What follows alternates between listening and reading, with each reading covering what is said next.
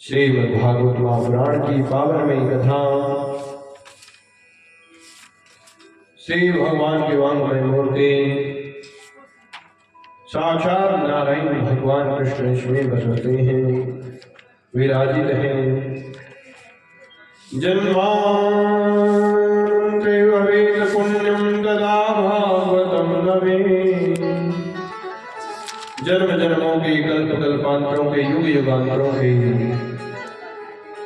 जब जीव के पुण्य उदय होते हैं तो महाराज ये श्रीमद्भागवत महापुराण की कथा को करवाने का सौभाग्य जीव को प्राप्त होता है।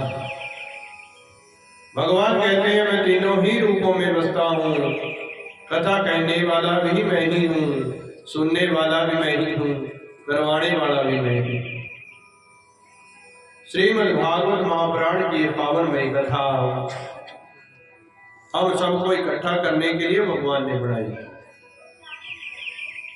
भगवान कहते हैं कि महाराज तन मन और धन ये तीन चीजें जो है संसार में है। जब तक ये तीनों ही इकट्ठी नहीं होंगी जीव सुखी नहीं हो सकता। जिसके पास तीनों चीजें अच्छी हो, तन भी अच्छा हो, मन भी अच्छा हो और धन भी परिपूर्ण हो, वो जीव जो है महाराज संसार में सुखी है। और कहते हैं महाराज कलयुग में भगवान ने सबसे एक चीज लेके रखी हुई है ताकि जीव मुझे भी पुकारता रहे। भगवान ने कहा भाई जिसके पास तन अच्छा है वो काम कराने आ जाओ। भगवान ने कहा जिसके पास मन अच्छा है वो सुनने आ जाओ। महाराज मन का अर्थ है सुनने से, सुनने वाले आ जाओ महाराज। और कहते हैं महाराज जो चल के नहीं जा सकता, शरीर जा नहीं सकता कथा में, और कहते हैं मन सुनने के लिए भी नहीं पहुंच सकता, तो धन से अपना कल्याण कर लो। जो कमाया है उसी में से कुछ दे दो। भगवान ने ये तीनों ही जीवों को इकट्ठा करने के लिए भागवत महापुराण की कथा कही है। कलयुग के अंदर जिसके पास तन अच्छा है उसके पास पैसे नहीं है महाराज, वो सोचता भी भगवान जी मेरे पास पैसे होते तो मैं भी ये काम करना था। धर्म कर्म करने के लिए सोचता है परंतु पैसे नहीं है, वो क्यों अपना घर गृहस्थी चलाना जो है बहुत मुश्किल। कहते हैं महाराज जिसके पास तन भी अच्छा है, पैसे भी है, उसको भगवान ने मन का जूस दे दिया कि भाई खर्चना नहीं रुपया है। कहते हैं भगवान ने माया ये संसार ऐसे रचा है कि हम एक दूसरे के आश्रित रहेंगे, एक दूसरे की जरूरत हमें पड़ी रही तो हमें एक दूसरे से प्रेम होगा, भाव होगा। अगर किसी को हमें किसी की जरूरत ही ना हो तो महाराज क्या होगा, अकेले बैठे बैठे पागल हो जाएंगे। तो संसार में जो है महाराज एक दूसरे के पूरक भगवान ने सबको बनाया। और ये श्रीमद्भागवत महापुराण की कथा को कहने का सौभाग्य तभी जीव को प्राप्त होता है जब उस परमपिता परमात्मा की कृपा होती है। बड़े प्रेम से भाव से जो है श्रीमद्भागवत महापुराण की इस कथा का आरंभ हमने कल किया। कल पुराण का आगमन हुआ, 7 दिनों की कथा कही गई है। भागवत के अंदर कहा गया है कि महाराज एक दिन पूर्व ही जो है हमें सुव्यवस्थित हो जाना चाहिए ताकि आज से जो है कथा सुबह से आरंभ हो जाए। पूजन का कार्य, पाठ का कार्य जो भी है वो आरंभ हो जाए। इसीलिए एक दिन जो है महाराज स्वागत के लिए रखा गया है। कल का दिन स्वागत के लिए, आज से जो है कथा का आरंभ होगा। सबसे पहले भागवत महापुराण की कथा में महात्म्य का वर्णन आता है। महात्म्य का अर्थ है महत्व। और कहते हैं महाराज जब तक किसी चीज का महत्व जीव के अंदर ना हो तब तक हम वो काम ही नहीं करते। क्यों? जिससे अपना फायदा ना हो वो काम कभी नहीं करते। और कहते हैं भगवान का नाम भी बस लोगों ने अपने फायदे के लिए लेना। भक्ति 2 प्रकार की कही गई है, एक सकाम भक्ति, एक निष्काम भक्ति। सकाम भक्ति वो है कि महाराज हमें जरूरत है भगवान से किसी चीज की तो हमने पूजा पाठ ये कर्म करवा के वो चीज ले लेनी भगवान से। किसी के पास संतान नहीं तो पाठ पूजा करवा के जो है भगवान उनके घर में संतान पैदा कर देते हैं। जिसको धन की कमी है भगवान उनकी धन की कमी पूर्ण करते हैं। धीरे धीरे जो है धर्म चलता है। कलयुग में क्या है महाराज, इस धर्म के 3 पैर टूटे हुए हैं और धर्म बड़े धीरे धीरे चलता है महाराज। सतयुग के अंदर ये धर्म 4 पैरों पर पूर्ण था तो धर्म जो है जल्दी चलता था। धर्म क्या है, बछड़े का रूप में है। और बछड़े का आपको पता ही है, घर में बछड़ा हो तो एक बार रस्सी खोल दो, एक बार बछड़े की रस्सी खोल दो फिर देखना कैसे छलांगे ला जाएगा। सतयुग में कहते हैं 4 पैर थी, परंतु अब उसी बछड़े के 3 पैर बांध दो और बछड़े को छोड़ दो, फिर कहाँ जाएगा भाग के, जहाँ खड़ा कर देंगे वहीं खड़ा रह जाएगा। तो कहते हैं महाराज धर्म का जो है एक ही पैर है कलयुग के अंदर, सत्य शौचम दया दानम। ये 4 पैर है, सत्य सोच दया। ये 3 पैर बछड़े के टूटे हुए हैं। सत्य खत्म हो चुका है। शौच क्रिया कहते हैं महाराज, हमारे जो गृहस्थी के नियम है, सवेरे 4 बजे उठो, नहाओ, भगवान का पूजन करो, उसके बाद अपनी व्यवस्थित तरीके से गृहस्थी को चलाओ। परंतु कलयुग में क्या हो गया, उल्टा काम हो गया। 8-10 बजे उठना, 12 बजे नहाना, 1-2 बजे भोजन खाना। जो काम सवेरे 8 बजे होना चाहिए वो 3 बजे करते हैं। फिर तो दया कहते हैं महाराज, जीवों के ऊपर दया भी धीरे धीरे खत्म हो जाएगी। कोई जीव तड़प रहा है उसको देखकर उठाना नहीं, बल्कि पास से निकल जाना। इसीलिए कलयुग के अंदर धर्म जो है महाराज बड़ी धीरे धीरे चलता है। पाठ पूजा जब यज्ञ का फल धीरे धीरे हमें प्राप्त होता है। एक सकाम भक्ति, एक निष्काम भक्ति। निष्काम भक्ति उसे कहते हैं भगवान से कोई इच्छा नहीं, भगवान सब जानते हैं। बस अपना जो मंत्र है, जो अपना ध्यान है, अपने धर्म के कर्म है, उनमें सदा निरंतर लगे रहना। उस निष्काम भक्ति के मेरे गोविंद भी क्या है महाराज, ऋणियां रहते हैं।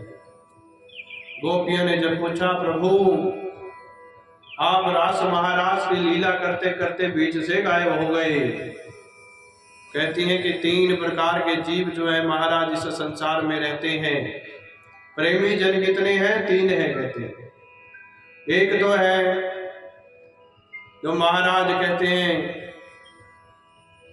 किसी से भी प्रेम नहीं करते, उनका जितना मर्जी आदर मान करते रहो वो फिर भी जो है सीधे मुंह बात नहीं करेंगे। एक संसार में ऐसे हैं महाराज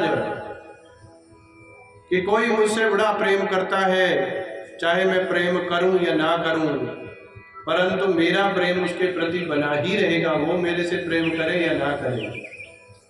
कुछ जीव ऐसे हैं महाराज जो एक दूसरे को बड़ा प्रेम करते हैं आपस में। 3 प्रकार के जीव हैं। पहले जीव वो है महाराज जैसे संत महात्मा लोग हो गए। इससे संसार जितना मर्जी लोग करता रहे, प्रेम करता रहे, संत महात्मा लोग उसे दुत्कारते ही रहेंगे कि कहीं हमारी आसक्ति इन जीवों में न हो। दूसरा प्रेम है कहते हैं माता का प्रेम। बच्चे प्रेम करें या ना करें, माँ को दुखी देखकर जो है देखें या ना देखें, परंतु एक रात में अगर बुखार चढ़ गया तो माँ पूरी रात नहीं सोएगी। या कभी ऐसा भी होता है कि माँ को बुखार चढ़ेगा और कुछ सारी रात सराहना बैठे जागता, कोई बिरला ही मिलेगा। बोले हरे कृष्ण, कोई बिरला ही मिलेगा महाराज। और एक पति पत्नी का प्रेम है महाराज, जब विवाह हो गया तो चाहे प्रेम हो या ना हो, परंतु एक जिम्मेदारी समझकर जो है गृहस्थी को चलाने के लिए एक दूसरे के पूरित हो जाते हैं। भगवान कहते हैं महाराज मैं तो इनमें से तीनों में से कोई नहीं हूँ। अरे गोपियों आपकी भक्ति का ऋणी हूँ मैं। भगवान कहते हैं मैं तो आपका जन्म जन्मांतरों का ऋणी हूँ। उसे कहते हैं निष्काम भक्ति। आपने आज तक मेरी भक्ति की परंतु मुझसे मांगा कुछ नहीं कभी। भगवान के मंदिर में भी जाना तो भी भगवान आपकी कृपा रहे, बस इतना ही काम है, बाकी मांगने की इच्छा कभी रखी ही नहीं। जब समय जिस चीज का आएगा वो हो जाएगी स्वतः ही। कहते हैं महाराज निष्काम भक्ति के भगवान ऋणिया रहते हैं, सकाम भक्ति में तो महाराज जितना दिया है उतना दे दिया, खत्म हो गई कहानी। भगवान कहते हैं मेरी मन्नत मांग कर जो है काम किया, जब मन्नत काम हो गया तो मन्नत दे दो, काम पूरा। भगवान से ऋण कोई नहीं। भगवान कहते हैं महाराज जन्म जन्म के ऋणी रहते हैं उन जीवों के जो निष्काम भक्ति से कर्म करते हैं। इसलिए भगवान सर्वश्रेष्ठ निष्काम भक्ति है। और श्रीमद् भागवत महापुराण की 52वीं कथा में सूत जी महाराज सौनकादि ऋषियों को ये श्रीमद् भागवत महापुराण की कथा वर्णन कर रहे हैं। नैमिषारण्य की पावन भूमि है, 88,000 ऋषि समुदाय आकर बैठ गया। कहते हैं महाराज कलयुग की दशा के बारे में वर्णन करिए और कलयुग के अंदर सबसे श्रेष्ठ कर्म कौन सा होगा। तो कहते हैं महाराज कौन सा पुराण, कौन सी कथा ऐसी है जो कलयुग में सबका कल्याण करने वाली हो गई। सब शास्त्रों का निचोड़ क्या है, तो सब दुखों से छुड़ा दे, ऐसी कथा के बारे में वर्णन होने लगा। बोलिए गोविंद भगवान की। तो वर्णन करने लगे तो सूत जी महाराज ने कलयुग के अंदर कहते हैं प्राधान पुराण जो है श्रीमद् भागवत महापुराण की कथा हो गई, क्योंकि सब शास्त्रों का निचोड़ सार जो है वह श्रीमद् भागवत महापुराण की कथा है। सब शास्त्र ना कोई पढ़ पाएगा, इसीलिए जो है महाराज सब शास्त्रों का एक ही क्रम होगा और सब शास्त्रों का निचोड़ जो होगा सार गर्भित वह श्रीमद् भागवत महापुराण की कथा। और सबसे बड़ा दुख कलयुग के अंदर मरने का है, जो मरने के दुख से भी छुड़ा दे। क्यों कहते हैं परीक्षित को इसने मरने के दुख से भी दूर कर दिया। पहले दिन तो परीक्षित को मरने का ही दुख था। बड़े बड़े संत महात्मा पास बैठे हैं, कोई कहता है जग करो भाई, कोई कहता गौदान कर दे, कोई कहता संत महात्मा से कथा सुन ले, कोई कहता है राम राम भजते रहे। महाराज अंत समय में अगर राम मुख से निकल गया तो तेरा मोक्ष हो जाएगा। परीक्षित ने कहा महाराज भगवान की कथा भी तब तक ही सुनी जाती है, तब तक जो है मन में शांति होगी। मन शांत होगा तो ही भगवान की कथा सुनने को कहते मिलती है। और जब कहते हैं मरने का दुख हो, कहते हैं महाराज मरने का दुख वही बार बार आता रहता है मन में, जिस चीज का भ्रम होता है उससे भी छुड़ा दे। कहते हैं महाराज वह श्रीमद् भागवत महापुराण की कथा दिव्य 1000 वर्षों का सत्रम स्वर्ग आए। कहते हैं स्वर्ग की प्राप्ति के लिए सहस्त्र सममास था, 1000 वर्षों का जो है दिव्य तप किया उन्होंने। बैठ गए 88,000 ऋषि, असी तो सप्ताह 7-8 दिन ही सुनते उन्होंने 1000 साल वास्ते रखने। 1000 वर्षों तक जो है महाराज भगवान की ही कृपा होगी। ऐसे दिव्य संत हैं।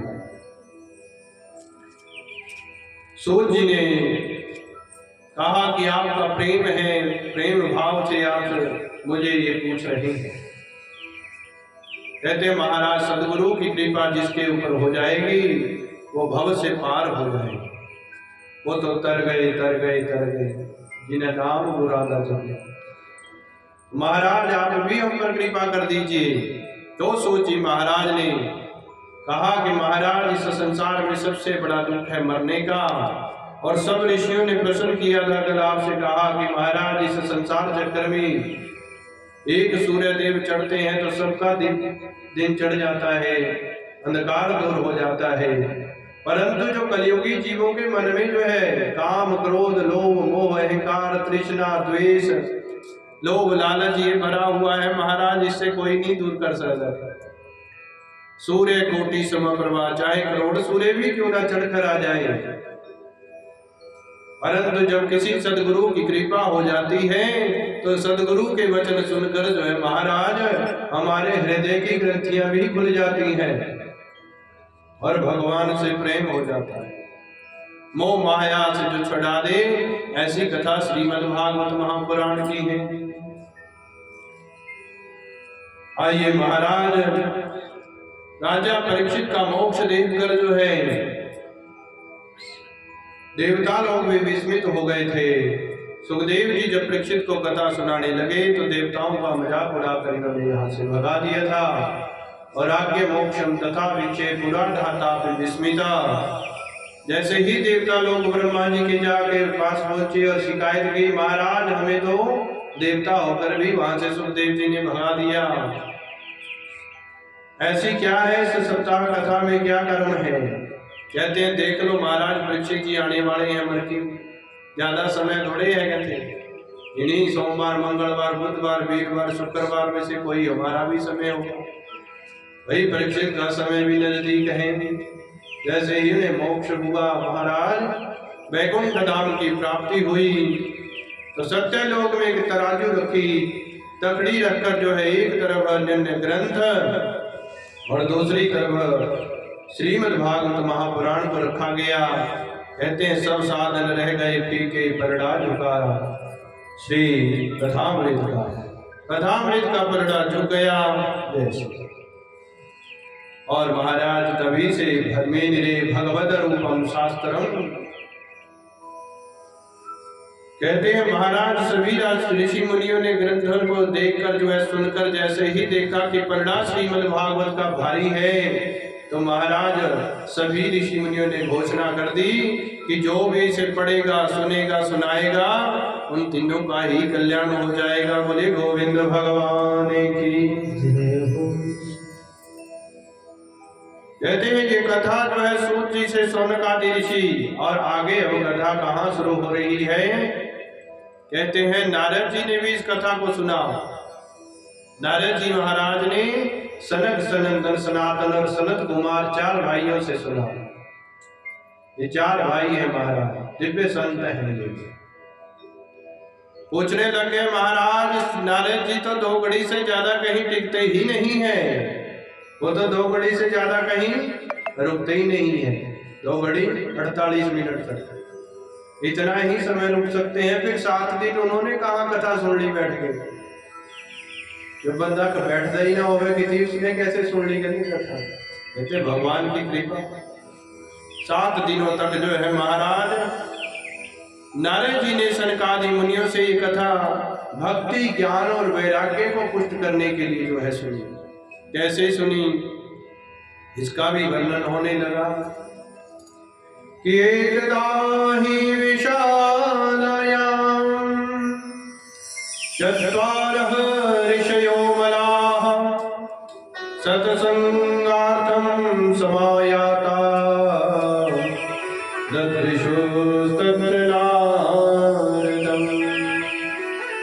एक बार बद्री विशाल धाम में कहते महाराज 4 भाई सनक, सनंदन, सनातन और सनत कुमार, ये 4 घूम रहे हैं सत्संगार्थम, सत्संग की इच्छा से। क्योंकि संतों के पास तो सबसे बड़ा धन ही सत्संग है। वो तो यही सोचते हैं कि कोई कथा सुनने वाला आ जाए या सुनाने वाला आ जाए। क्योंकि संत महात्मा लोग जो है दोनों ही तरफ में कथा सुनने में भी निपुण होते हैं और कथा सुनाने में भी जो है निपुण होते हैं। ये 4 भाई हैं आपस में महाराज, इनका क्या क्रम है? ये 3 भाई कथा सुनते हैं, एक कहने लग जाता है। जब एक थक गया तो दूसरा स्टेज पर बैठ जाएगा, 3 फिर सुनने लग जाएंगे। इनकी 4 की यही क्रम है। ये तो सत्संग की इच्छा से ही घूमते रहते हैं। अलग बद्री विशाल धाम में घूम रहे हैं। उसी समय नारद जी को आते हुए देखा। नारद जी महाराज आ रहे हैं, देखकर बड़े प्रसन्न हुए। आज जरूर कोई ना कोई सत्संग होगा, क्योंकि नारद जी महाराज भी संत हैं, इसीलिए कथा सुनाएंगे या सुनेंगे, दोनों में से एक काम तो जरूर होगा। 4 भाइयों ने जैसे ही नारद जी को आते देखा प्रसन्न हो गए, परंतु जब पास पहुंचे, पास जाकर क्या देखा महाराज? नारद मुनि जी तो मुंह लटका के आ रहे। नारद जी मुंह लटका के आ रहे महाराज। संतों ने पूछा महाराज ਤੁਹਾਡਾ क्या खो गया? आपका क्या खो गया जो मुंह लटका के आ रहे हो? किसी कृपण का अगर धन गिर जाए, किसी गरीब का कोई पैसा गिर जाए, कई वर्षों की कमाई का, तो महाराज वो निराश हो जाता है। परंतु आपके पास तो न घर है, न गृहस्थी, न बच्चों का चक्कर, न पैसे संभालने का चक्कर, फिर आपका क्या हो गया महाराज जो मुंह लटका कर आ रहे हैं? क्योंकि संतों के पास सबसे बड़ा धन क्या है? हमारो धन राधा श्री राधा श्री राधा, हमारो धन राधा श्री राधा श्री राधा, हमारो धन राधा श्री राधा श्री राधा, हमारो धन राधा श्री राधा श्री राधा, श्री राधा राधा राधा राधा राधा राधा, श्री राधा राधा